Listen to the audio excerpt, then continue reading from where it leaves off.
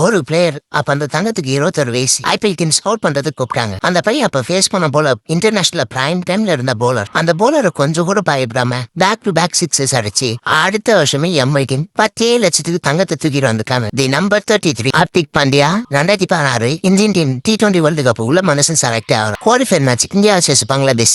Last over 6 பாலுக்கு 11 run Aadi back to back boundaries. அவ்வளவுதான் மேட்சே over நினைச்சு இந்தியன் ஃபேன்ஸ்ல நானும் ஒருத்தன். ஏன் பங்களாதேஷ் ஃபேன்ஸ் நாகரி டான்ஸ்ல ஆடிட்டு இருந்தாங்க. அந்த சீன்லாம் இல்ல. Back to back wicket 1 ball match to decide. நம்ம எம்எஸ்டி ரன் அவுட் பண்ண இந்தியா வின். அதுக்கப்புறம் நடந்ததெல்லாம் வரலாறு. 2017 champion trophy final India vs Pakistan. அந்த நாட்கெல்லாம் யாராலையும் மறக்க முடியாது. 2019 ஐபிஎல் கேகேஆர் அகேன்ஸ்டா 34 பால்ஸுக்கு 91 ரன்ஸ். பேய் புடிச்ச மாதிரி ஆனந்தாங்க. ஐயாபா ஐபிஎல்ல ஜிஜி டீமுக்கு ஃபர்ஸ்ட் கப் அடிச்சு கொடுத்த ஹார்திக் பாண்டியா 2024 எம்ஐ ட்ரைட் பண்ணாங்க. 15 கோச்சுக்கு கேப்டனும் அப்பாயிண்ட் பண்ணாங்க. ஃபேன்ஸ் எல்லாம் பூ பூ பூ பூ மட்டுமே நான் சொல்லிட்டு இருந்தாங்க.